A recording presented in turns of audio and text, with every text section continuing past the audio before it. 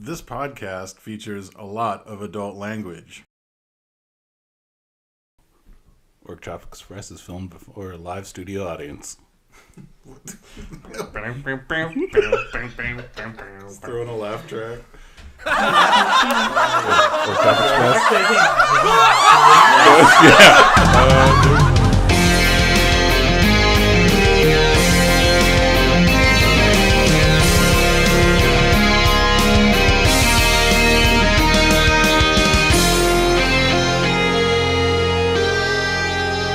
This is Podmaster Mike in the Orc-Chop Express, and I'm talking to whoever's listening. I got three awesome DMs in the room with me. I have James Houlihan. Hey, how's it going? DM James. DM James. Wicca, yeah. You can reach him on Twitter at DM James. Now you gotta change it. No, that's some other dude. I'm at Chainmail Ninja. At Chainmail Ninja. Yeah, some dude named DM James is gonna be like, hey, getting all my fan mail. We also have Brett Rude in the house. DM Bread. I don't use Twitter. I don't have any Twitter. You don't yet. have a Twitter yet because you're old. Yeah. And John King. About to be older. Hey. Tonight we're going to be talking about homebrew and what that means and what we think about it. We're going to continue our alignment discussion that we started last week, and so we'll be rolling off a new one this time to talk about, and then we're going to jump into our Reddit questions and whatnot. We're going to do a little bit of a shorter per DM tonight because we did our Sea of Mist recap. That's going to be out this week as well, so keep an eye out for that. And let's just jump right into what we're excited about this week. Brett, why don't you tell us what you're excited about this week? Well, there's a couple of fun things. I was going to just mention that my birthday's coming up tomorrow. It's his birthday. Birthday. So we're actually recording a day early. Thanks, guys, because I got some things going on tomorrow. Yeah, whatever, dude. But what I'm really excited about was I found out about this event that's going on out in San Francisco in mid-May, the 19th through the 20-something, where they are showing at, correct me if I'm wrong, was it the Star Theater? I forget the name of the theater. Yeah. It's either a Star or Golden Star or something like that. Something like It's the one in Chinatown, right? Yeah. And they will be showing Big Trouble in Little China as a live event with martial artists, explosions, guest Yeah, I saw stars. explosions. I was like, check, sign me up. Like, Take my money! yeah, 2 pretty tickets, much. please. Yeah. Yeah. And it's awesome because obviously we're kind of big fans of Big Trouble in Little China, and this happened to pop up. It's kind of perfect timing for us because we've been doing this podcast, which has been a lot of fun. I think this will be a good chance for us to get together kind of on a social level and just go have some fun. Sounds like one of our Wasteland friends will be coming as well, a local guy, Mike. So excited to see you out there. And yeah, so we're excited on that. And well, at least I am. Oh, yeah, definitely. I think everyone is. I'm pretty pumped. I think it's going to be a It's blast. I thought it was this week, and I was so excited. And then I was like, yeah, I was telling my buddy at work, Dan, I was like, yeah, we're going to do this thing. It's going to be so rad. And he's like, and I showed him the page for the event, and he's like, dude, that's not till May, man. I was like, God damn it. I was so excited. Yeah, I was kind of bummed. Yeah, I if was it's like, April next 19th, week, that next would've week. Yeah. I was That would so have been pretty excited.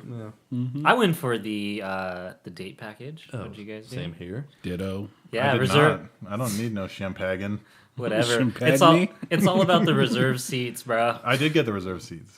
So why did you do the packages? It's like free champagne, basically. It's like the same price. Well, I actually mistaken. one. I mean, I can go into it, but That's okay. You don't have to go. It's pretty boring and mundane. Well, I know the tickets. You guys got them through Eventbrite too, right? So Yep. Yeah. So I got the tickets through Eventbrite. So if you guys are interested, you guys should check it out. Any Bay It's Area gonna be cool. listeners, check it out. We'll be out there.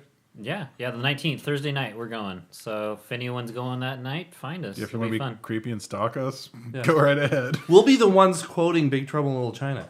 Yeah, no one will do that. If 'Cause you no guys, one else if will you be. guys have any D&D questions that you want to bring to us that night, feel free. We will not listen. Yeah, But Dude we'll just be doing rolls other up with his player's handbook. I will slap that out of your hand. Just- Do not way. interrupt this movie. Just know that as the bottle of champagne drains, the answers might get a little more creative. What do you got going on, James? A couple things. Actually, the first is just a follow-up from the last time. I've gotten a lot of people telling me about OneNote and saying that they use it too. Even a buddy at work who plays D&D and started listening to the podcast he messaged me like a half hour after I sent him the link, and he's like, "Hey, I use OneNote too." And like some people on Twitter have responded and on Reddit, so that was really cool. So I was excited to see that. And it's a lot more widespread than I thought. It was all news to me, and apparently everyone else. I was like, Microsoft widespread? What? I know. It's like it comes installed on everyone's computer. But the other thing that I'm super excited about, and I haven't told you guys, I've just been cryptic in. I ordered this thing on the internet. It's going to be so cool, but you don't know what it is. So now I'm going to tell everyone. No, fair enough. I ordered from this company who apparently recently did a Kickstarter that I completely missed out on. And it's called Fantasy Coin. Let me make sure I get... Yeah, it's just fantasycoin.com. And I ordered 4 of the Valkyrie mixed coin sets, which come with basically 30 each. It sounds cool. Like I see him on his phone, like Yeah. pulling, like, show us the picture. Show us the picture. Right. I'll post this on the video as well. Have you So used a smartphone these are before? the coins. You can't really see them too well. But it's basically gold, copper, or gold, silver, and copper. I want to see. And there's gonna be 40 of each. So we can use those, and we'll figure out, maybe 5 per. But and we're just- rich. Whatever. So we could use That's those awesome. to track how much gold the party has in a very tangible way. Yes. Oh, And they cool. look neat, and I wanted them, so I bought them. Yeah, those are really cool. I have extra too, more of those other ones. Yeah, those doubloons. So we Yeah. can figure out, maybe those will be, some of these can be platinum, and then we'll figure out what those Yeah, are, yeah, just yeah. because since we have the most of those, that would make sense to use. So yeah, that's what I'm Cool. pretty Dude, pretty those are excited rad. about. Rad. Yeah. When did those come in? I ordered them on Friday, I think. So it's been a few days. I would hope they'll get here within the week. So Nice. maybe we Next can do like game. a little review or something. Oh yeah, that'd be cool.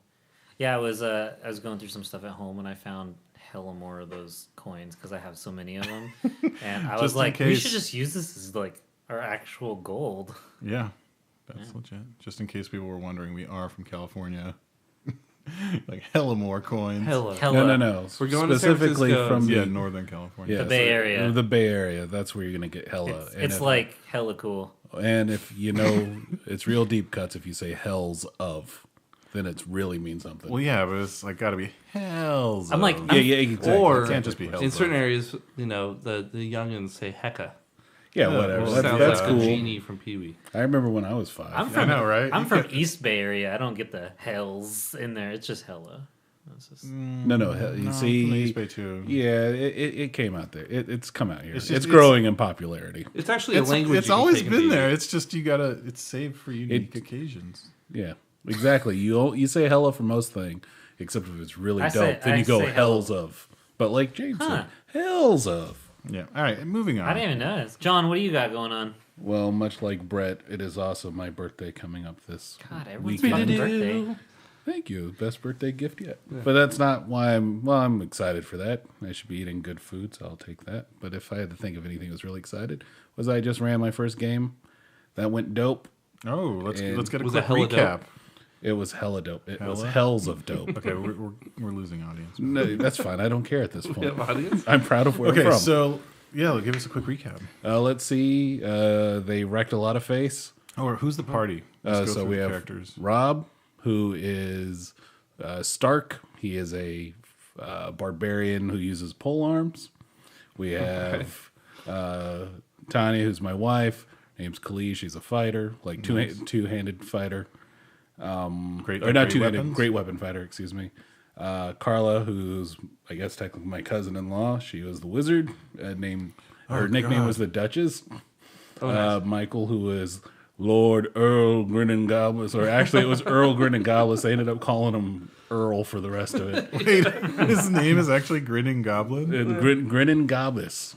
That was his name in Goblins. Noctavia, too. Yeah, and then Grinning Gobbus? Yeah. What's it from? That's awesome. it's just something he's been saying since I've known him forever. Oh, okay. So is I it thought like a was goblin reference- character? Or? No. He was a tiefling. I think it's Gobbus. Gobbus, Oh, exactly. okay. Grinning- Goblins. Grinning Gobbus. Grinning Gobbus. And Grinning he was a It's just like a tiefling trippy name. warlock.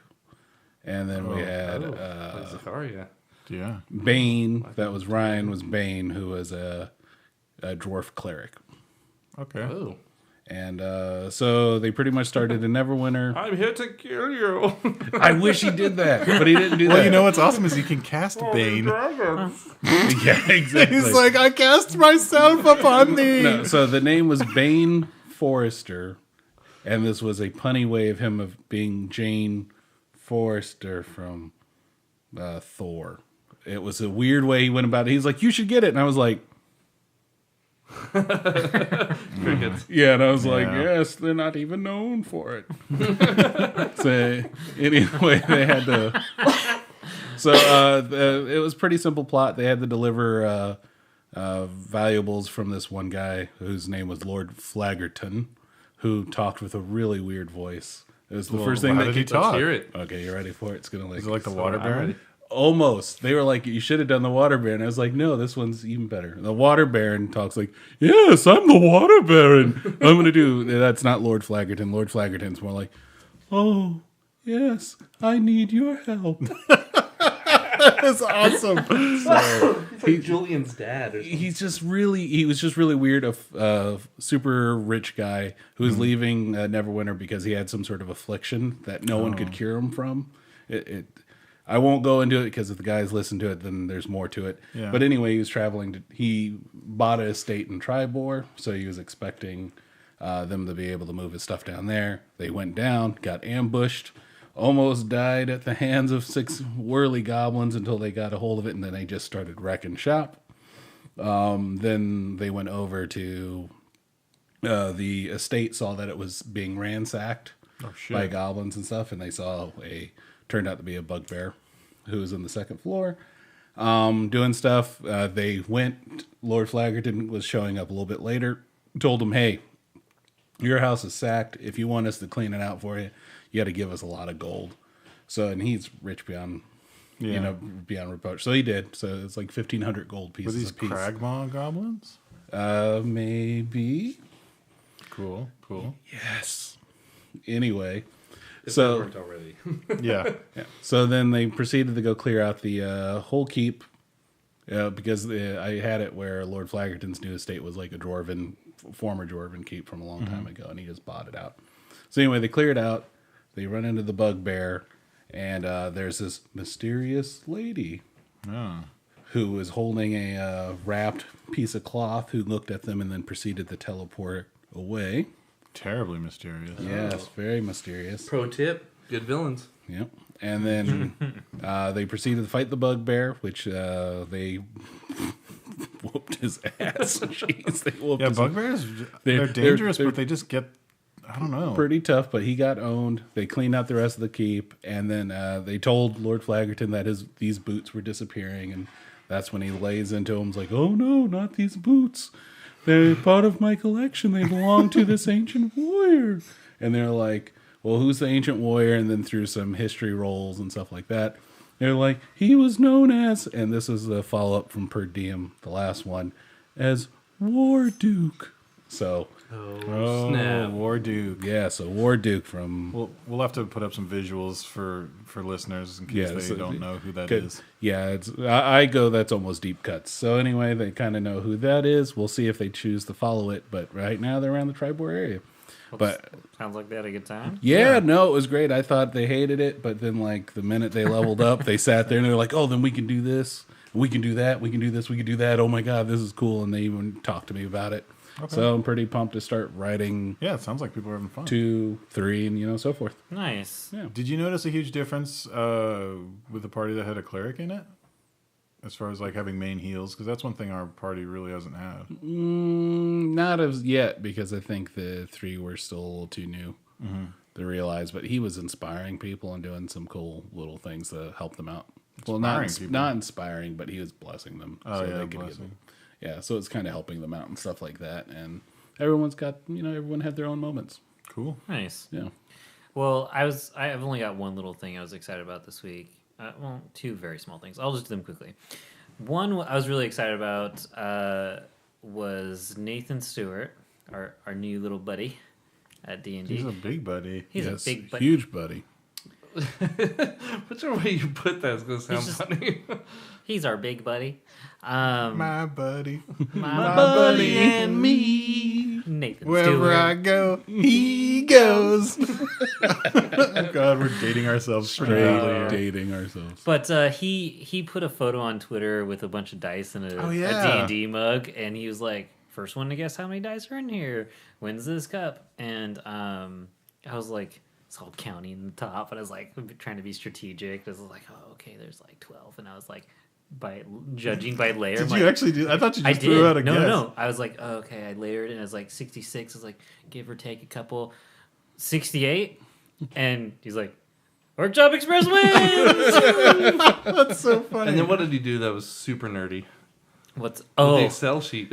oh? So then I made an Excel sheet because on he posted a pic when he posted that I won. He posted the number 68 on a notepad with all the dice on there. And then I took all the facing numbers in an Excel sheet and I added it up. And you didn't see this? I saw the spreadsheet, but I didn't. I'm still figuring out this Twitter thing, man. I messaged you and I was like, because the joke for the listeners is we always like we're all messing with James, like, oh hey James, is a 22 hit? Yeah. So I counted all up. It was 804, and I was like, Yeah, I remember. oh, that. is 804 a hit? At Chainmail Ninja, does 804 hit? Does 804 hit? Like, Yeah, that's hilarious. but then it was funny. He responded with this image of his the Neverwinter crown. Yeah. And he was like, yeah, well, I have armor class +1, whatever is your roll. Yeah. It's such a schoolyard thing. It's I put Yeah, what yeah. you say. That's what I and then- drew a cool little like make believe sword on a post-it that was half flame and lightning, and it said plus infinity +1 whatever your AC. Like stupid Like, nerdy oh. stuff. Yeah. Or form. That's one of those let the Wookiee win sort of situations. Oh no, he clearly wins. Yeah. He's just cooler than me. Wait. So you're saying his like legit It's- Crown of Neverwinter is cooler than my your post-it drawing? note of a Yeah, sword? you're not putting weird. a lot of credit with your post-it note, dude. I know. That post-it note is pretty cool. I want I mean- that I sword. mean, infinity's a thing. That's pretty, potent. I know. All right, Stop so trying to cheer me up, guys. But here's the fun So what part did that we I'm win? going to do. Oh, well, it's what did you Well, it's a win, mug, the Dungeons and Dragon mug. But what I'm going to do is when I get it from him. Actually, I'm going to try and message him. I'd like him to like sign it or something with a gold Sharpie or something like that. But when I get it in, I'm going to fill it up with small 6-sided dice, and I'm going to re-put it out there to our listeners to guess. And can we hide some of this like tiny dice in there too to throw it off so they can't do what you did? Sure, whatever. Yeah, it's gonna be Yeah. awesome. Well, Some I of mean- those tiny ones. And then we could James's get lucky tiny dice. we could get some of the we could get some of those dice 66 where it's like a clear dice 6 with a I little have one of dice those, 6 yeah. inside it. So that hate counts those. as 2. Technically, that is 2 dice. Yeah, Yeah, we do yeah. have those. Yeah. So we're not making it easy, folks. yeah. We Maybe just put one giant one in there. Like one of those foam ones, and then just like Stress up on ball. the top. It's like there are Stress ball 6. dice. well, maybe we'll do miscellaneous dice, and we'll give the dice with it. Yeah. We can get rid of all the fucking dice we don't want. Yeah, you can all do our all- haunted dice. all You're our- welcome to it. It's the fucking you jar. Yeah, all my freaking Yeah, good luck, guys. all my 4 Cursed initiative dice, of which there are many. Yeah, and then the other thing I was excited about that was cool is I found this like homebrew PDF. It's nothing that I know we're gonna use, but I enjoyed looking through it. It was pretty cool that like the people that have like work on these and whatnot, like they put a lot of time into actually how it looks, and it looks like legit D&D book, and Yeah, it's there- kind of cool to thumb through and like get some inspiration. But There's a dude that actually I messaged on Reddit because he did the original article where he posted like, "Hey, I found out this pretty like reproducible formula for making pages look like the DMG and things like that," and he posted a guide on it. So it's pretty readily available. So players that want to make their own stuff can use that and make pretty official Sure. looking stuff. He actually gave me the parchment background for like we use on our website and stuff. I mean, I awesome, yeah, customize it in sure. Photoshop and whatnot, but that was like the base of it. He's a super cool dude. Yeah, nice. Well, we'll put the links in the video so you can like find the free PDF if you're into the homebrew stuff. But that's actually we'll use this to jump into our main topic because, or I should say, the first topic for tonight, because we're going to talk about homebrew and what homebrew is for those who might not know, and basically what we think about homebrew and homebrew. How would someone sum it up quickly here. Who wants to jump in on that? What, like definition? I was just gonna say house rules. Yeah, I mean, That's pretty the much what it easiest is. way to describe it. It's just And done. There you go. Problem solved. So we're on to our second topic. I mean, it's pretty much how it sounds, right? You're just coming up with homebrew rules for certain things. Sure. You know, maybe a class that doesn't exist, or a hole in the rules that hasn't been filled in that you feel like should be. I think homebrew, obviously we say, house rules, but I think homebrew takes a lot more, it should take a lot more thought and consideration. If you have a house rule for Monopoly, right, that's not that big a deal. You play a game, you do your thing. This is, you got whole campaigns that you're playing week after week with the same people, and small changes to the game can really affect how that turns out, and going to have a profound change in the feel of your game. So creating something that's homebrew, I strongly suggest people think about it and make a lot of considerations for. Yeah, I mean, it's kind of one of those things where I would really advise against, especially for like new DMs to do. Simply because, when you're coming to monsters and stuff, you can always customize your own stuff, but it's until you're really comfortable with the rule set that you're using, I would really recommend just take a different monster, reskin it, maybe swap some abilities. So, if I want to make, if say they don't have stats for an ogre skeleton, look at the stats for ogre, look at the stats for skeleton, swaps, maybe take just the stats for an ogre and swap over some of the skeleton's abilities or properties, and you're good to go. Things like that. But when you start getting into homebrewing, feats and classes and races, and there are guidelines and suggestions they give you in the rules, but that's where you need to start getting really careful, simply because that's when, it's almost like a tattoo a little bit, where you're making rules that are going to affect your campaign for the rest of whoever that character is, their existence. So you don't want to introduce this super unbalanced class one way or the other, and have a player that's either gimped or just super powerful, and then everyone else that's using regular classes feel like they're lame. Sure. Well, we should probably point out, like, the example that you just gave actually is kind of homebrew, right? Like taking the two stats. Yeah, exactly. But when it comes to a monster or something like that, that's pretty standard stuff for a DM. You're expected to kind of mix and match. Like, John was telling me in that game he had bugbears, but he made a bugbear chieftain with a two-handed weapon, which is gross and brutal, and I love it. Yeah. But, they don't normally have that. Stuff like that where, you can fill in those holes pretty easily. And that's also a good example of what you should be doing if you are going to go and make your own class, right? Like, take an existing class, and what I would say the biggest thing you're looking for when you're homebrewing anything is consistency across the board, not just with existing rules, but be consistent with the rules you're making so that they're balanced. Because if it's across the board, like if you make a change on something, make it so it's consistent with all the other rules, and chances are that's going to be balanced, as long as everything's getting treated that way. But as far as being consistent with other, say it's a class, base it on another class. So if I'm going to make a new fighter archetype, okay, let's look at the other ones that are out there, and then if you're going to branch it out, so maybe you want to make, something like a spell, an Eldritch Knight, but with a more warlocky bent to it. Okay, go and look at the warlock mechanics, see how that differs from wizard. Look how they did Eldritch Knight and say, okay, that's like a wizard warrior. Start looking at how, find a comparable level, and you're basically taking warlock things and toning them down. Because that's one of the biggest things I see is where people just kind of start adding things willy-nilly and make their own whole class, where not super necessary with the way they have archetypes set up. Sure. And don't forget to give them kind of, especially with races, don't forget to give them like drawbacks too. Like you don't. Yeah. Actually, I'm glad you said that, because I was talking to Brett about this a little bit, and I was telling him how I think that when you're looking at homebrew stuff that other people have made kind of as a resource, and you're like, oh, this is cool, I might like that, and it's pretty neat. But when you're homebrewing stuff yourself, I feel like you're kind of looking at it one-sided, kind of gearing it to what you think you want, and like, you know, you're coming up with stuff. Like, how do you guys feel about creating your own content? Because you're talking about like, oh, I want to do this like this warlock death knight, and yeah, you got to put the dark or death in it, right? Death night. And then when you're making it, like, remember how we've seen things where it's like the Reddit, like we had that Reddit question, you know, hey, is this custom homebrew class that this guy wants to run, is this overpowered? And everyone was like, fuck yeah, it is, because he designed it how they fucking want it. Like, oh, was that a player bringing in a class that he wanted to play? Yeah. Oh, okay. Yeah. First rule, no. Always no.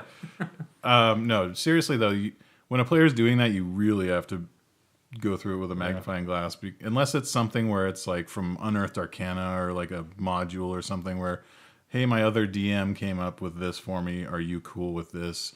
Or this is an official thing, but it's not play tested. Are you cool with it?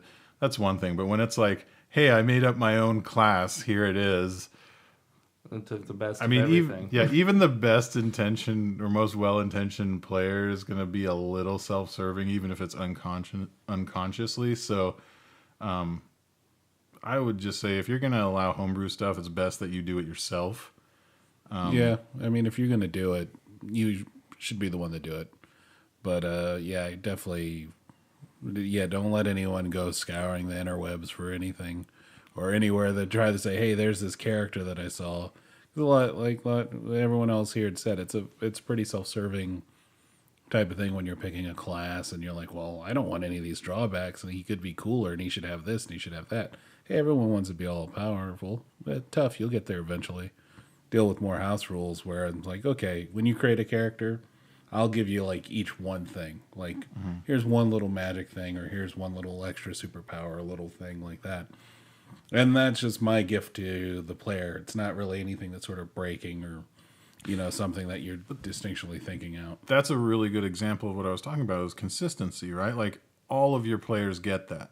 So you've been consistent with all those players, so there's no balance issue because everyone's got their own special thing, be it a level 1 or, you know, common magic item or whatever it is. Yeah, I mean, it's just something, so it's like, okay, you're not waiting for 4 or 5 adventures later to get something that might be that cool. Here's a little something to make you special, because you are technically special, because this DM is telling your story, you know, these particular adventures, if you're, you know, going to kind of think about it, versus those other adventures or 2 homes down or whatever.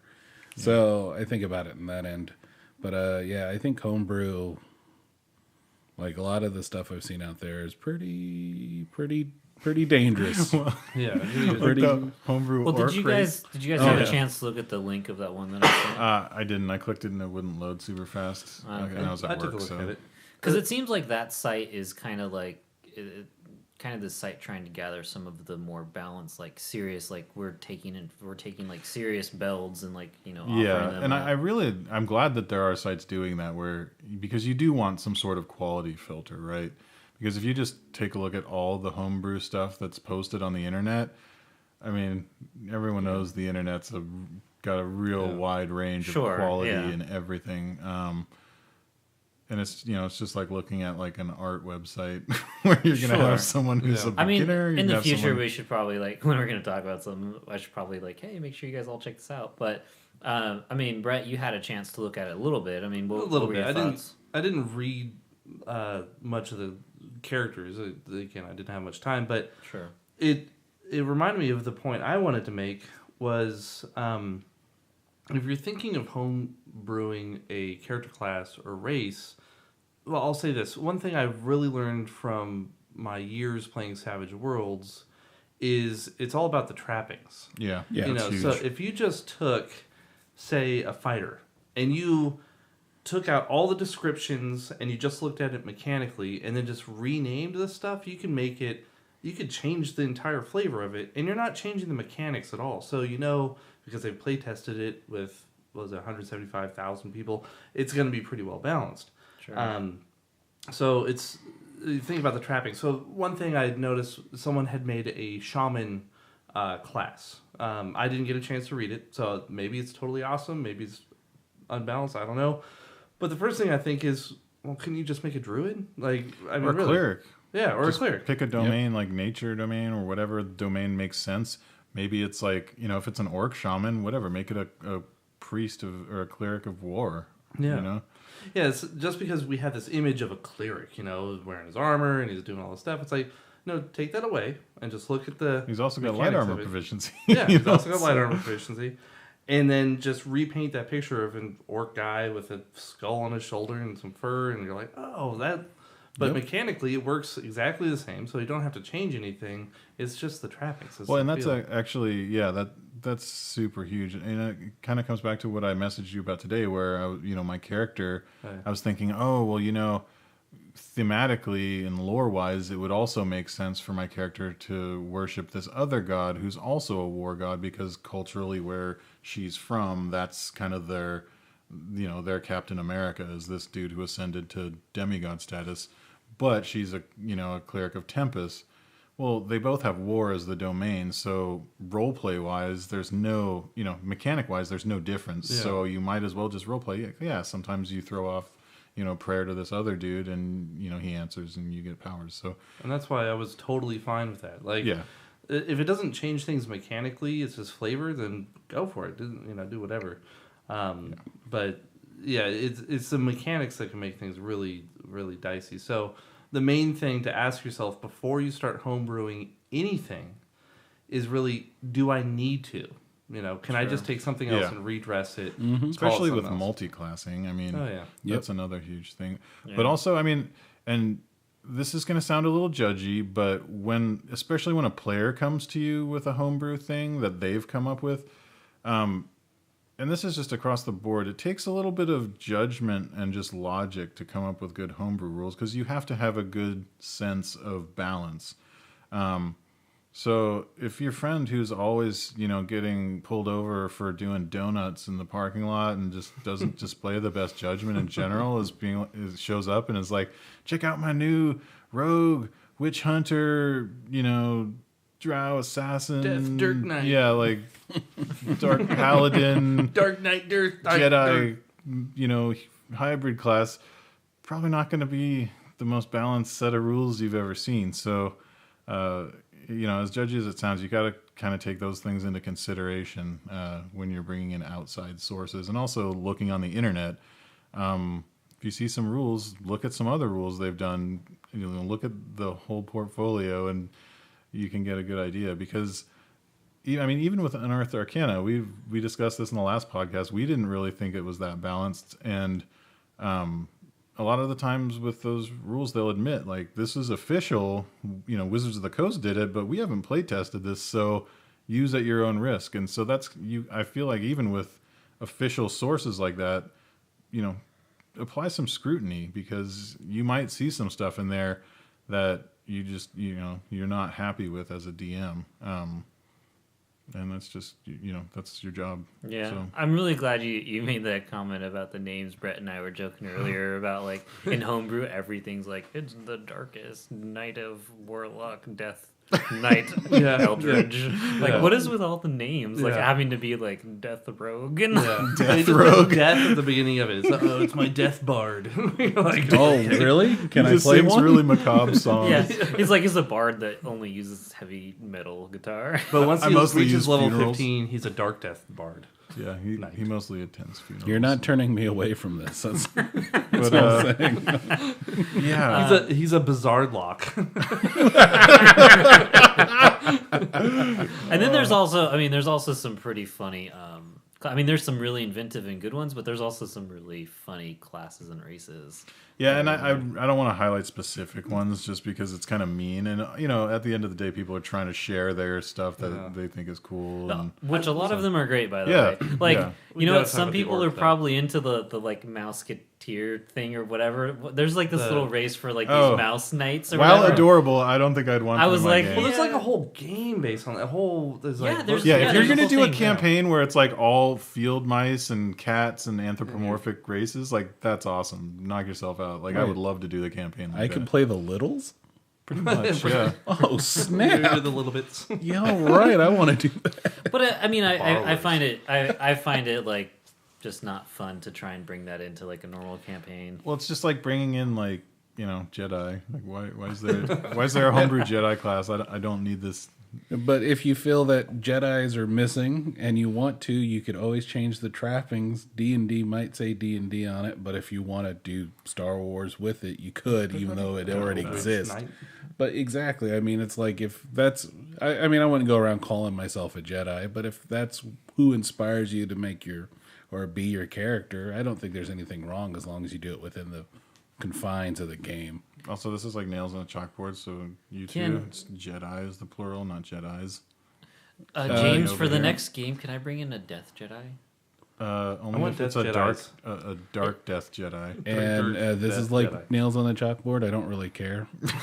Too bad. Well, our Twitter question that we put out last week was, what's the funniest Dungeons and Dragons half-breed race from our list? I don't know if you guys saw this yet. So this kind of falls into some fun homebrew stuff, right? Yeah, it is. Have we made sure that these races can actually... this is just for fun. This is... So this is assuming like a wizard came in and just magically made it happen. Yeah. So I threw out a list of 4 options. We had gnome/orc. Oh, Yeah. An orc. yeah. An orc, yep. And I know specifically gnomes because I was like, maybe Elsa could get pregnant, but no, she can't. Gnomes can only breed with like 2 different things. Yeah. We had elf/goblin, which was the Gelf.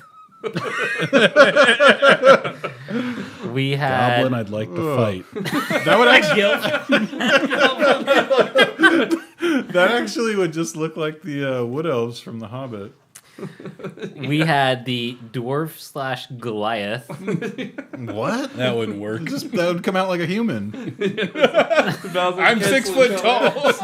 So someone made that joke on there. Actually, they're like, really? they're like dwarf/Goliath. Would that just be human sized?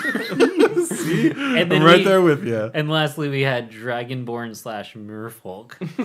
Yeah, that's actually probably the most viable one. It's like a aquatic dragonborn. Out of 51 votes. Wow. Okay. Ooh. Actually, let's go around. What do you guys think the winner was? Not what your... So it's the funniest? I said, what's the funniest half-breed race from our list? Yeah. What's the... We have gnome/orc. Well, that's just like a goblin. Elf/goblin. I like that one. Dwarf/Goliath. Dragonborn/merfolk. Let's go around, starting with James. What do you think? I'm going with the elf goblin because when you said that, I got the image of the Hobbit cartoon wood elves.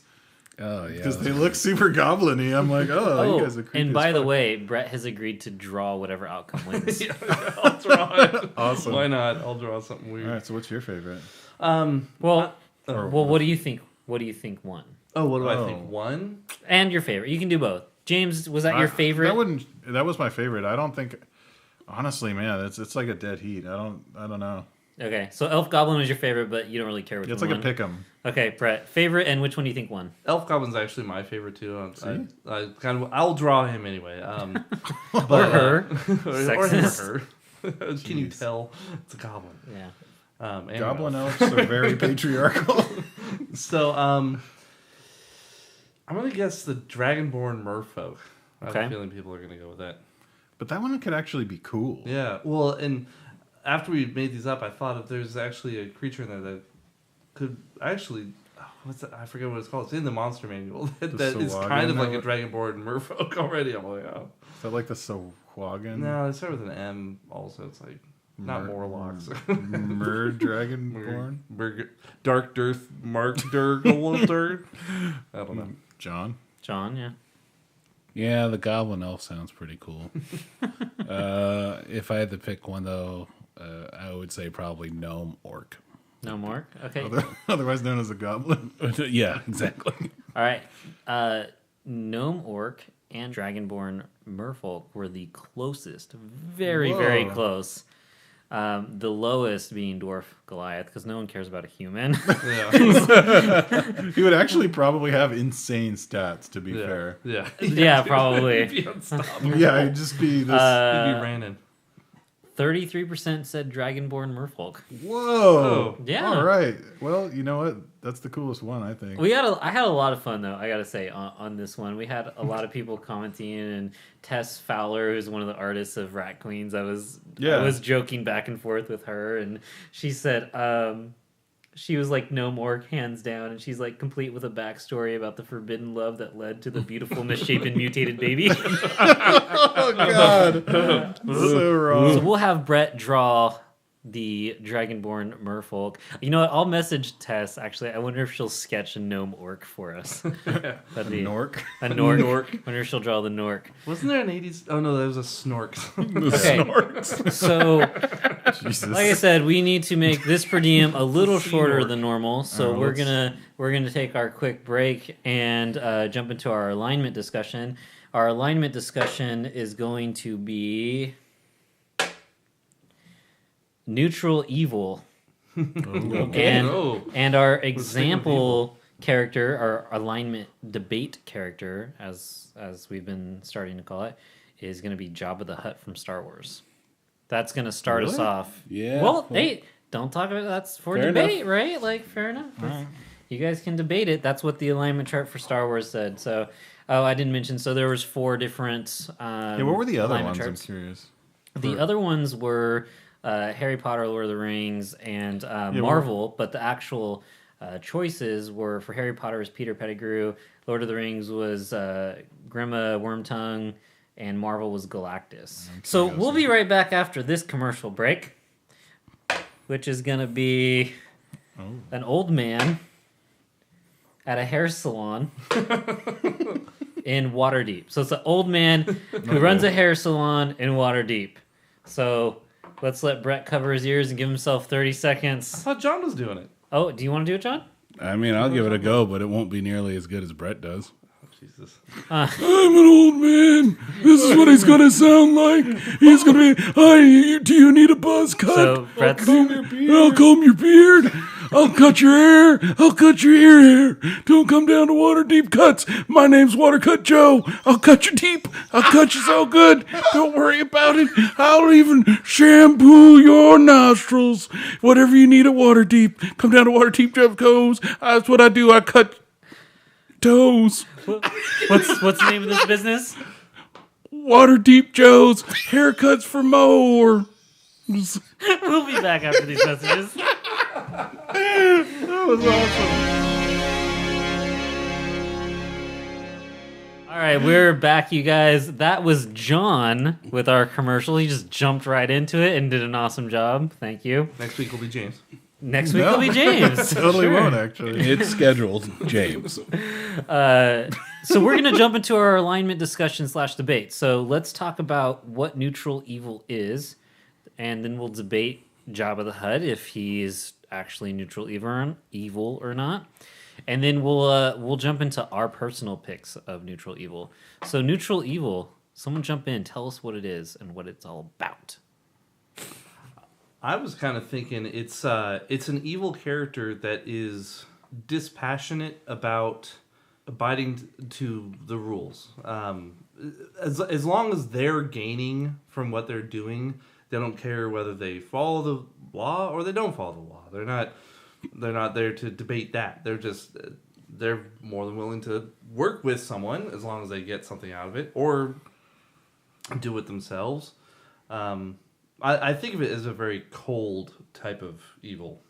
To me, this one was almost because when I kind of look at it from breaking it down to its component parts between chaos and good and all that stuff, and just the lack of a lawful or chaotic nature. To me, it almost becomes like the evil equivalent of true neutral, where law and chaos are irrelevant as long as the evil is there. So it becomes this almost like, not for lack of a better word, like pure evil, right? Like where chaotic evil has this need for conflict and chaos, and neutral evil doesn't have that. It's just doing its own thing as long as it's evil for whatever reason. So I could I mean, it's in that way almost for me like because when you think of like what's the worst out there, right? Like you're instantly going to jump to chaotic evil, but that's where you get like the carnages and like the rampaging, like werewolves and stuff. But neutral evil is this kind of like it's kind of like a supervillain type thing where it's just they've got their reasons for why, but they're not bound by a code and they're not bound by a compulsion to just destroy. So in that respect, it's super dangerous. Well, that's why I said for our last one, we were talking about chaotic evil, that I thought the Balrog would be more neutral evil. Yeah. Because it's just evil for the sake of being evil. No machinations, no nothing to get it started. It's just evil. So that's just neutral is, I guess it's evil with, I almost want to say it's evil without a focus. Yeah. So what do you guys think about Jabba the Hutt then? I was actually kind of confused by that one because to me, he Fucking almost... fan-based alignment charts. It's homebrewed, that's why. It's homebrewed No alignment. one balanced this. But like, yeah, I don't know where I would put Jabba. I just don't know that he would be neutral evil because I mean, obviously there's some evil there. He's throwing people in Rancor pits for fun. Yeah, but see, it's to his whimsy. Or is it though? I mean, that could be a very calculated move to frighten his followers into, submission. So I mean, could be, but I mean, I don't know. Just sometimes it's just like, no, he has a giant pit that he likes to throw people into. yeah, but are you fucking with that guy? Oh, would I? Yeah, I mean, it's like Like if I'm John and I see Jabba the Hutt, he's well, I all mean, like, if you're "Hey, in wonga, wonga." Star Wars, John, right? Like, Raja Nabadua. yeah, you're hanging out in his palace. Are you like talking shit or stepping out of line if you're one of his henchmen? You're like, no, I don't want to get eaten by a Rancor. No. If I'm like Joe Blow over in the corner, if I'm John, like, oh man, I'm the bar back. I just work here, and he does messed up stuff, but he lets me sleep here on the reg for rent cheap. I wouldn't talk smack to him. But, maybe if I was like the Darth Vader or the, Luke Skywalker, and it was like, oh, hey, I just built this laser sword thing. I feel like I could take on this giant space slug. Maybe. Well, I have a question. You guys know the Star Wars lore really well. The Hutts, is there anyone above Jabba? That one specifically, I'm not sure off the top of my head. I know that Jabba's part of the Hutt cartels. Although at that point in the Galactic Civil War, I'm not sure off the top of my head. Because I know in the movies, like they refer to the Hutts and whatnot. Like maybe you could put him under neutral because he follows some sort of line of the cartel. but- well, the lore's changed recently with the Disney purchase. As far as the old school stuff, like in the expanded universe, they were kind of like fiefdoms where Jabba was supposed to be kind of a sovereign where he's got his own kind of section that he's carved out. Then you've got all these other different Hutts that handle their own, kingdom as it were, or Sure. like, their territory. But there was no like King Hut that they all had the King Hut. yeah, King I remember I read a bunch of the novels and stuff, and I remember there was one mention of like a bunch of different kind of Hutts called like there's like some were called shell Hutts where they have these repulsor lift like armored cans that they float around. And they mentioned in that there's like kind of like a Hutt council that I'm sure Jabba attended, but it's not like he's reporting to someone. So if it's difficult to pin which alignment he is, it might be easier to figure out which alignments he's not. Yeah, I would put him somewhere in neutral. Oh, like Or maybe neutral evil. Like no, neutral, no, like true neutral. like chaotic neutral. That's Yeah, where I like was neutral? going to go with Yeah. that. Because, Yeah. I mean, he's about personal gain. He does whatever he wants. He's a crime boss, and he's putting bounties on people, but he's not doing it because it's the right thing to do, or he's trying to keep everything stable. He's doing it because Han Solo cost him a lot of money, and he wants to make an example out of him. So, I'd put Jabba at chaotic neutral myself. Yeah, because he's nothing lawful, nothing good, but he's not super. Yeah, I mean, he's not like primal evil, right? He's Yeah. not going out and like killing younglings for fun. He's not doing it. Everything's like a business venture for him. So yeah, but he has those moments where he just like goes from 1 to 11 Yeah. with his decision making and decides, oh well, this is Dancer who I've had forever and a day. She starts going into pit to you. When Ula starts mouthing off. That was it. So I mean, and that's it's like how many bosses do you have want to shove you in a pit? So well, maybe I don't know. I haven't talked to any of mine recently. I But think about the. Oh, sorry. no, I was gonna just say I think chaotic neutral speaks better for Jabba the Hutt than neutral evil because that's just he's evil in certain senses, but not in all senses to me. Yeah, I think of the little square, and I think of lawful on the left. Is he lawful? No. So whoosh, I cross that out. Would I consider him good? No. So that crosses that out. So then we're left with the 4 in the bottom right. We got true neutral, chaotic evil, and neutral evil.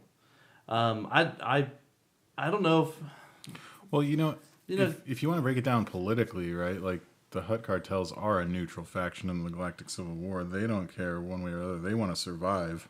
The argument could be made for a true neutral. They just randomly throwing I chicks don't into think pits. true neutral, right? No, I'm just saying, like as a faction, the Hutts, you could make that argument. So that might, help you arrive at what Jabba is. But, like you brought up, throwing dancers into pits on a whim is pretty chaotic.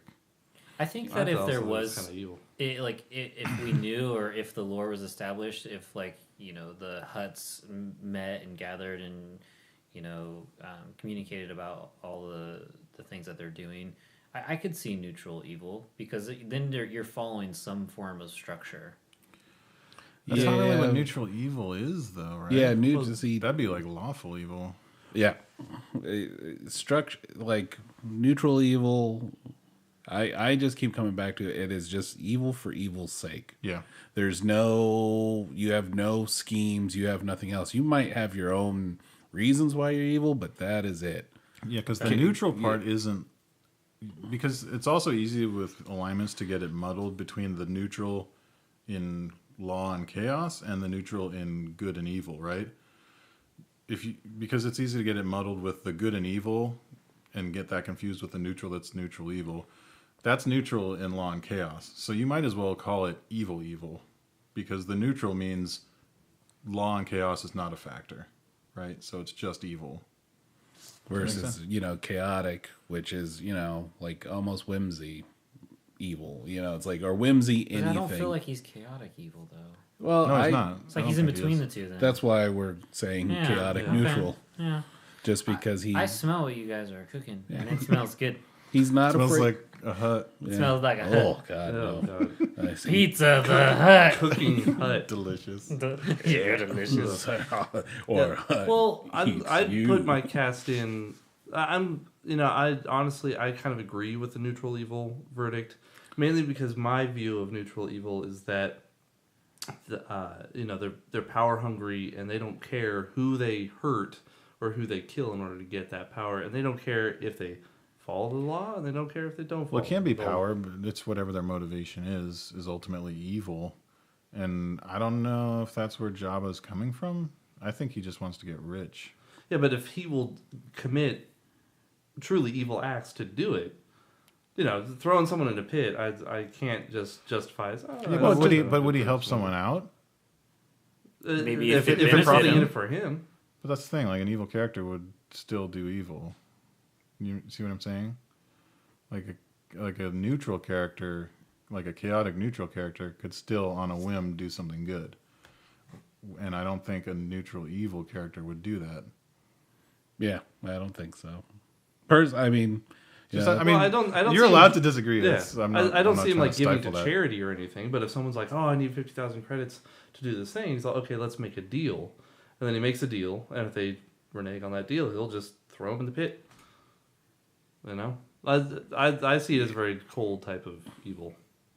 Yeah, no, I don't. I see him as like space businessman who just is more. I mean, I see the argument for it for sure. Yeah. I mean, when you originally said it, I was thinking, I was like, yeah, I think but no, he's not. He's not evil for evil's sake. He just does evil things once in a while. You know what I mean? It's like he's like, okay. Oh man, my stomach. So he's just, he's just evil for.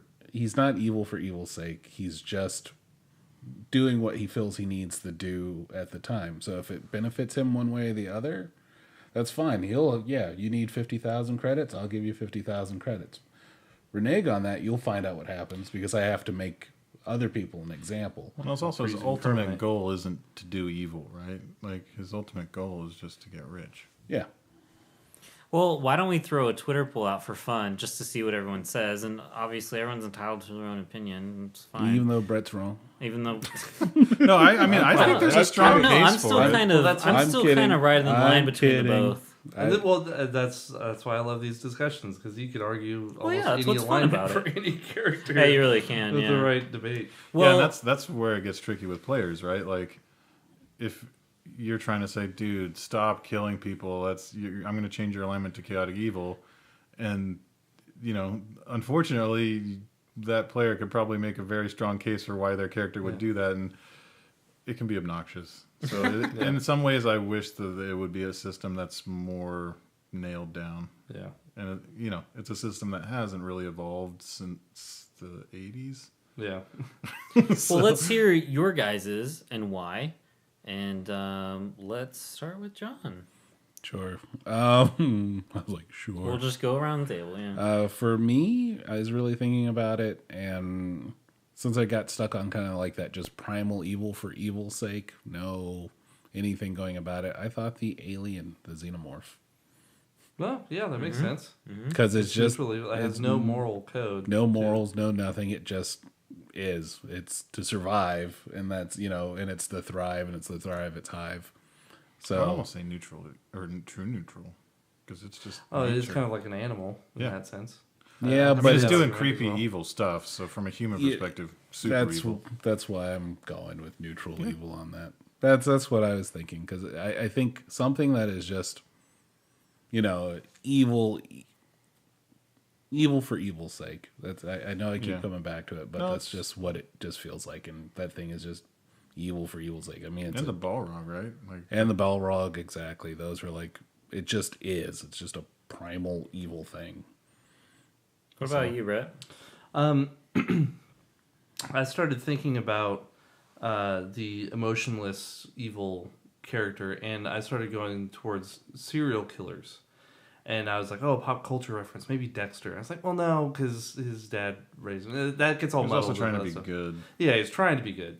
So then, Yes, yeah, it's his own not a brand pop. of justice. Yeah, it's not a pop culture reference. So I was gonna say Jeffrey Dahmer. He was pretty much evil for evil's sake. He would go about his daily life, living his normal life, following the rules, following the laws. But as soon as those laws got in the way of him killing people, he just ignored it. Like, that meant nothing to him, and he would murder people and eat them. So That's gross. yeah, I figured that's probably a pretty good neutral evil in my eyes. Yeah. I mean, I don't know. It's either that or chaotic evil. I mean, I don't want to look at it through his eyes, so Yeah, I'm not being like, what would I do if I was Jeffrey Dahmer? Last thing I think about, Yeah. but yeah, he's pretty evil. what'd you come up with, James?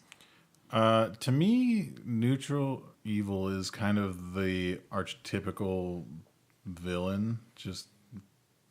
And I haven't watched He-Man in a long time, but I'm gonna say like Skeletor, your Doctor Dooms, yeah. your Serpentor, almost, because he's a little chaotic, but somebody like Skeletor, where he wants to break into Castle Grayskull and get all the magic inside and become ultimately powerful because he wants to go do evil shit.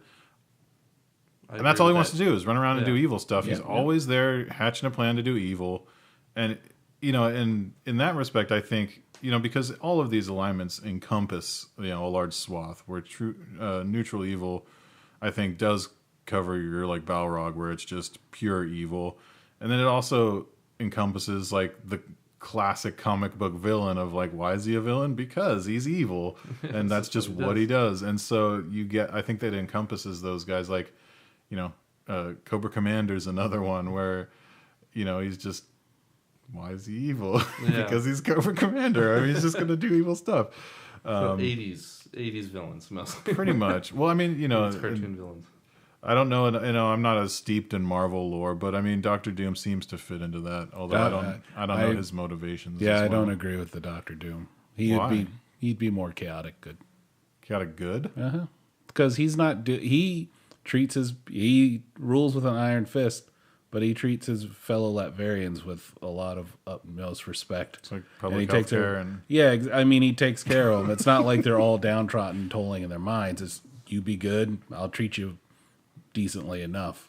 You Like know, a dictator though, right? Like, as long yeah, as I mean, he's in straight charge. dictator. I mean, he's, but he has his moments. I mean, hell, if you read this past Secret Wars, he's the only reason half those heroes survived was through him and his, his willpower alone. So he borders the line. He would border that line when you would be more like your Skeletors, Yeah. your Cobra Commanders. They're just evil for At least evil's that's the sake. vibe he threw off for a long, long time. Well, yeah. Before, I mean, it was you have to think about comics. They weren't very that deep. He was vain. That's the reason why he became evil and hated Reed Richards, was because he blamed Richards for all his mistakes. Right. But it turns out later on, really, what he wanted to be was Reed Richards. You know what I mean? That's who. Jealousy. Exactly. Stinky cologne. But ripe.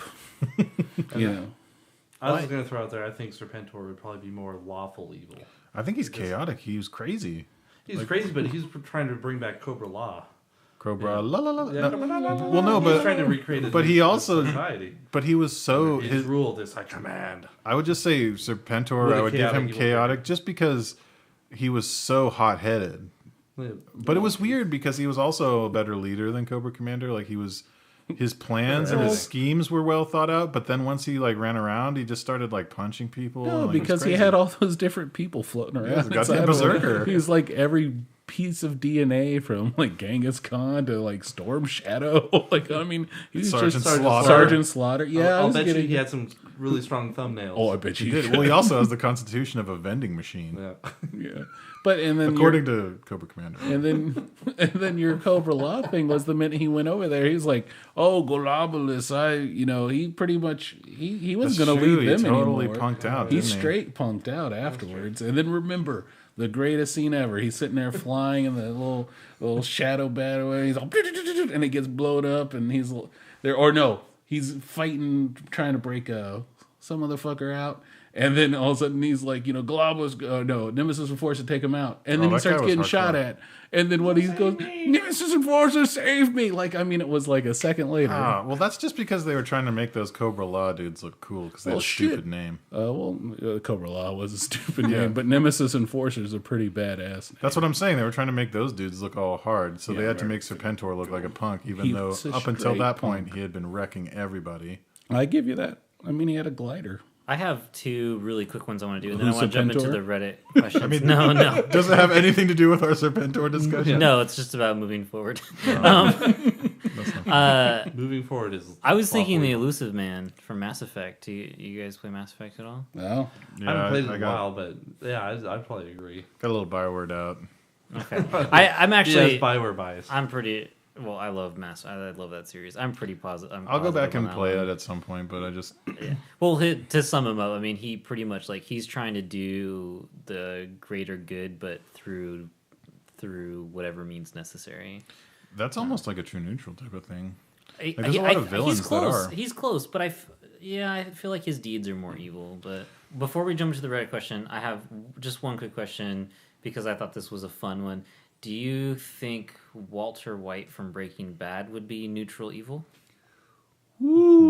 Ooh. I don't think so. I think he falls into a chaotic good.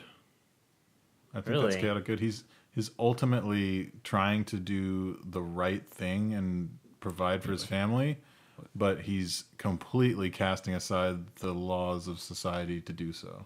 Yeah. See, but that's- Spoiler alert first. If you've not seen Breaking Bad, go see it. Yeah, get I your haven't. shit I know together. we're How not about going to that? spoil too much about it, but I think he travels almost the alignment chart. Yeah, maybe he does just travel. Yeah, he through. does kind of go all over that thing. I Well, mean, when and- he starts, he's like. To be fair, I haven't Completely seen the whole series. I stopped And- maybe halfway through. And I would say at a certain point, maybe season 4, I would say he probably hit the neutral evil component in his life where he was just doing things for him. It became less about him doing it for his family and more about him doing it for him, using the excuse that it was for his family. And it's funny. That's exactly where I'm thinking right now because my wife and I just were rewatching it for fun recently, and I think we're in 4. because I think there's 5 seasons, right? God, I hated And, his little friend. But he's like, dude, I'm at that point where he's just kind of like, fuck everyone else. He's doing everything for himself. He doesn't care about anyone else anymore. And he's using the pretense of something like he's doing good, but he no longer is. And there's that moment. But then I would say at the end of it is where he would probably have gone and hit the chaotic good. Yeah, where he was like, I could see that, yeah. I'm going to do anything it needs to be. I don't care about myself anymore. This is about my family who I've lost, everyone who I've lost. Yeah. Just me sort of making amends to them. Yeah. So I'd say, yeah, he went the whole gambit. I wouldn't say, I'd give him neutral evil at a certain point, but not all the way through. Yeah. Yeah, Breaking Bad, you guys, if you haven't watched, check it out. New episode 3 years ago. Now, real quick, what alignment would you give his lawyer? Saul Goodman. I'd give my uncle. What alignment would I give Saul Goodman? I would honestly probably. I'd give him chaotic neutral. Yeah, but I was gonna say chaotic good, maybe, but probably neutral because he's pretty much out for himself. Yeah, he's pretty much chaotic neutral to a T. It seems like. But I almost wanted to He say has good lawful. to him too, though. Well, I almost has his wanted to moments. say lawful because he's a lawyer and he uses the law, but he totally breaks it constantly. So Well, that's out the window. If you ever watch the Better Call Saul, I wanted to, but I started didn't finish it. I haven't. I mean, I mainly more know him from Breaking Bad. Well, I didn't finish Breaking Bad, so I didn't want to start. he's another one of the alignment crawlers. Okay, yeah, where he was, I'd say he's more like lawful neutral before, maybe lawful good, but then like quickly like sinks lower and lower. I could see lower. most lawyers probably start at lawful good, and I think that very few of them end there.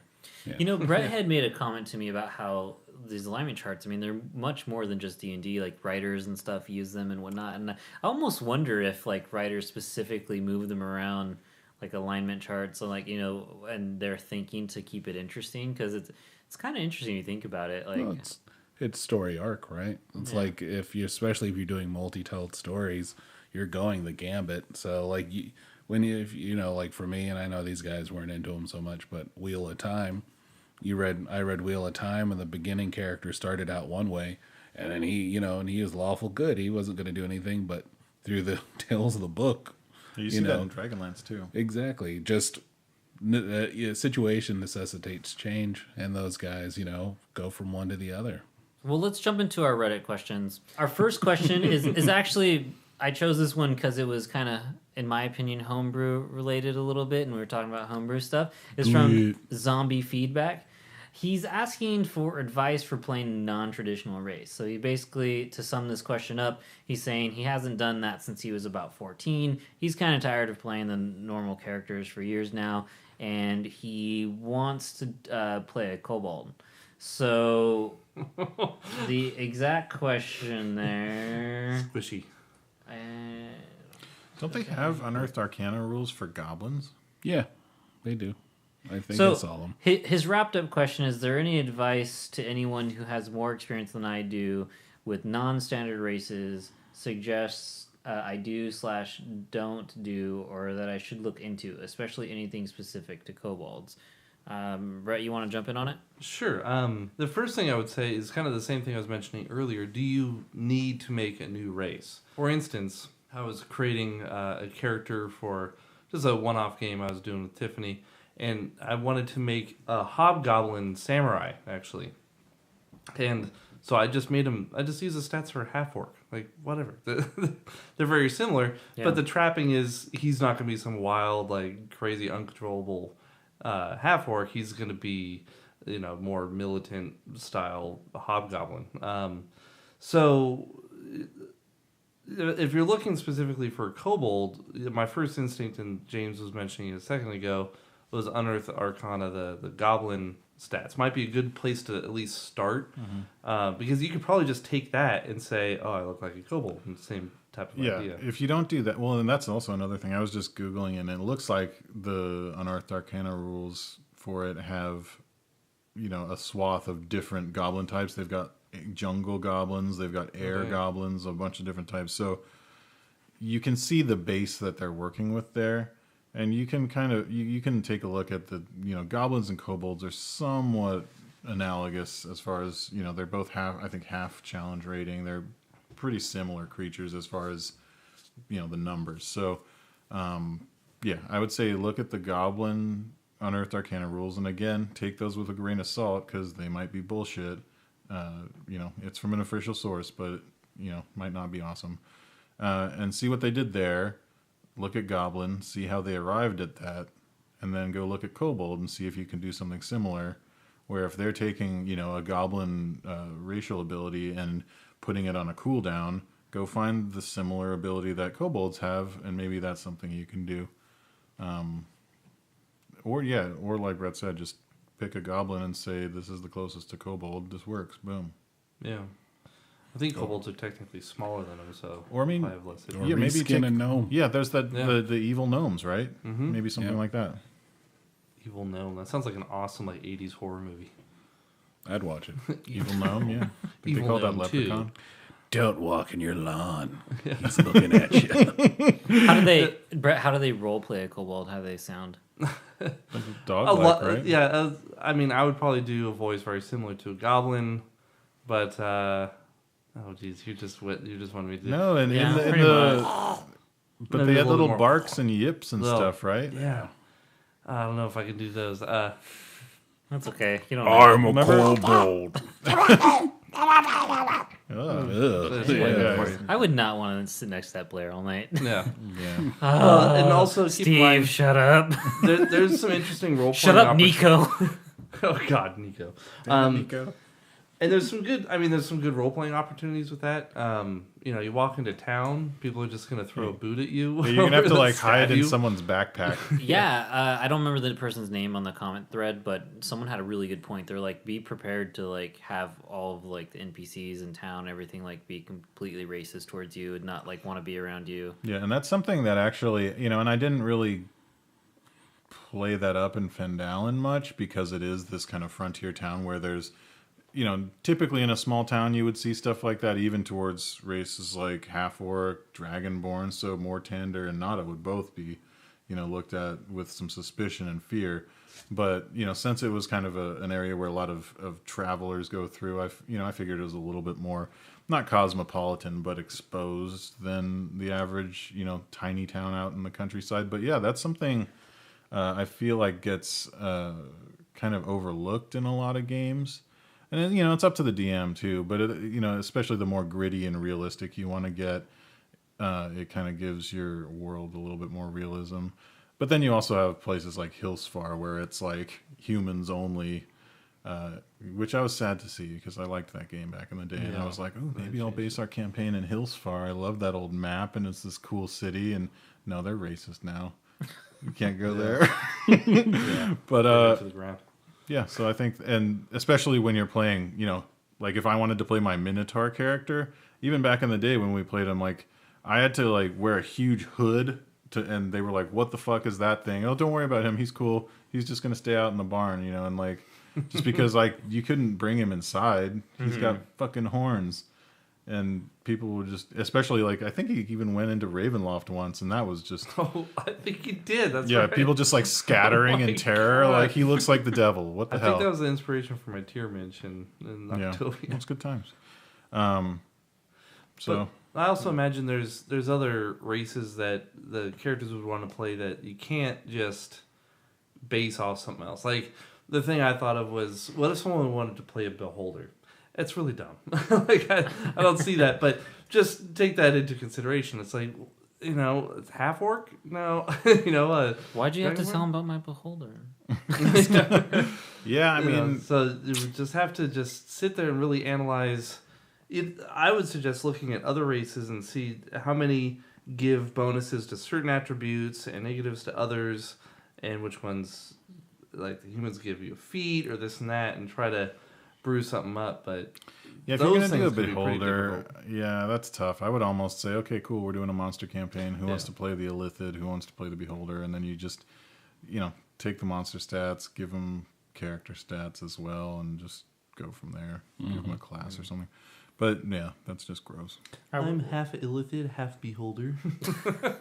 It's a half breed. beholithid. I mean, I actually like the idea of having Illithid as a race, just because like in I think I saw Spelljammer someone and did that. stuff, they're a big thing. So that could be kind of cool. Yeah, you did it like Underdark Yeah, Underdark too. I'm quarter brain frost slurpees. giant, quarter dragon. God. Actually, that might be able to Dark happen. I can't remember, but dragons are one of the Dark most dragon? versatile races as far as spreading their Bonage. Seed. their DNA. All right, well, let's jump into our last Reddit question here. That's not video This one's okay. from GravityX100DM. Jesus. Yeah, Ooh, that's dang. a legit username right there. To the extreme. He says, as a DM, do you punish players for not role-playing what their character would do or metagaming too much? For instance, what if someone has a character that is supposed to be over-analytical and never does anything without mulling it over given the chance, but the player keeps making these gut decisions for their character? What do? Just keep reminding them that they aren't playing their character?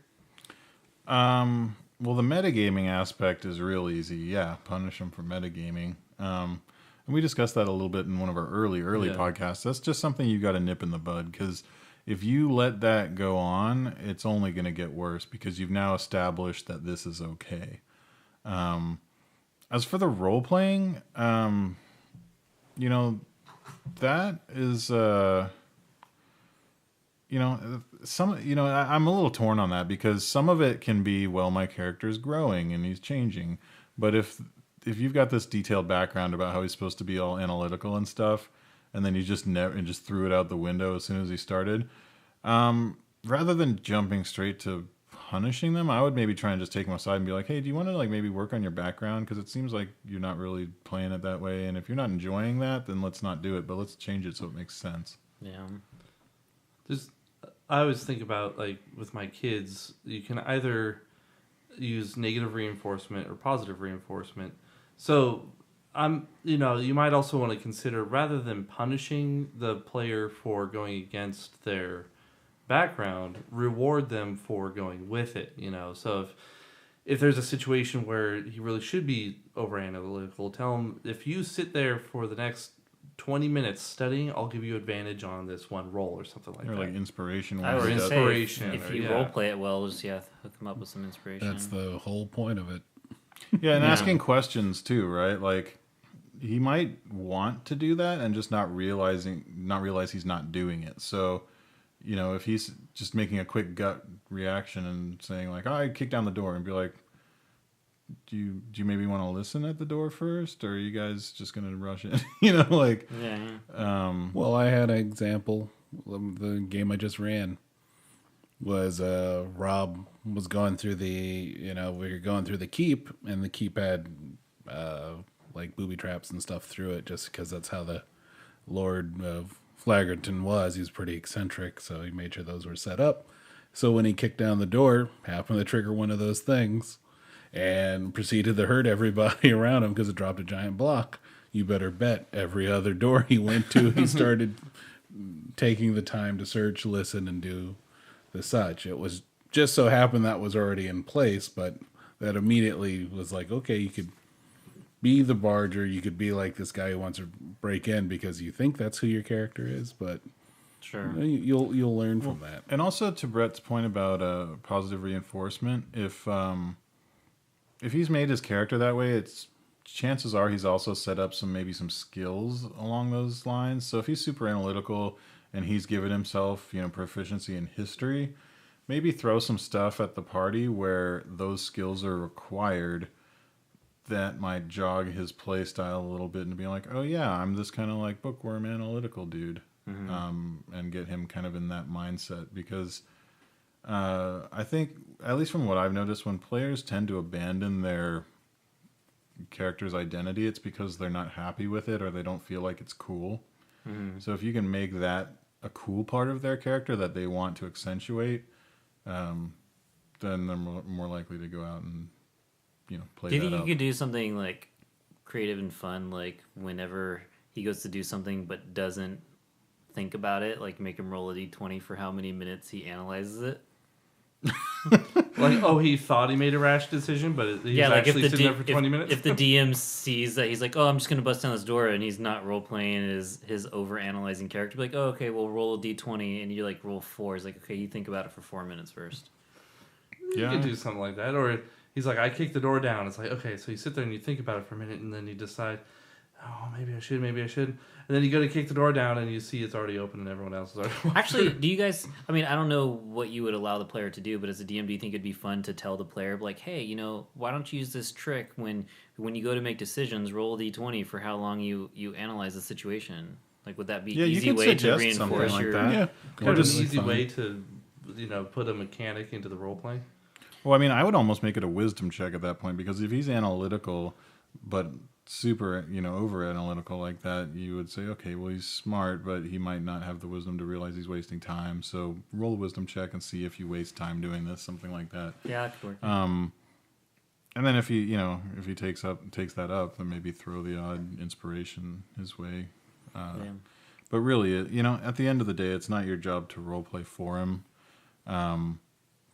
So Yeah, I mean, I like the idea, like you were saying, talk to him about his background. Maybe it's not what he wants anymore. Well, I mean, you have to give him moments for his character to shine, and if he happened to pick a lot of skills and a lot of things that you're not doing in your own adventures that you're running, where he could do that, then maybe it's time for you, as a DM, to switch up your play style or give him his moments to be able to be over analytical on something. Here's some scrolls for him to search. Here's something for him to do. puzzles, right? Like, Puzzles, exactly. yeah, because I That's could a see good that point. where, like, if I make this studious analytical character, and then all we do is this meat grinder of a dungeon where it's detect trap, fight monsters, fight more monsters, climb a thing, fight more monsters, without giving that character that moment, like, okay, now you've got this crazy puzzle and you got to figure out this, Rubik's Cube thing and then solve a riddle and shit, like, where he can really use his character's nature and maybe make, whatever history checks or intelligence checks to get hints on the riddle or whatever, like that sort of thing. Doing something to jog that player into feeling like that's one of the cooler parts of his character, is that part of his identity. Yep. Sure. So there. All right. I Well, concur. that's all the Reddit questions we had for this episode, because, like I said, we're doing a little bit of a shorter episode tonight. All right, that's it, you guys, for tonight. Thanks for listening. Make sure to reach out to us on Twitter at Orc-Chop Express. Check out our website, theorcchopexpress.com. You can find our YouTube channel on there. Make sure to subscribe to that. And you can also find us on SoundCloud directly. So if you go to the website, type in the Orc-Chop Express, find us on there. And we hope to talk to you guys all soon. We'll see you guys on Reddit, on Twitter, and bring your questions in. We want to answer them and talk to you guys. Say bye. In the world. Just like sitting there waiting to do it.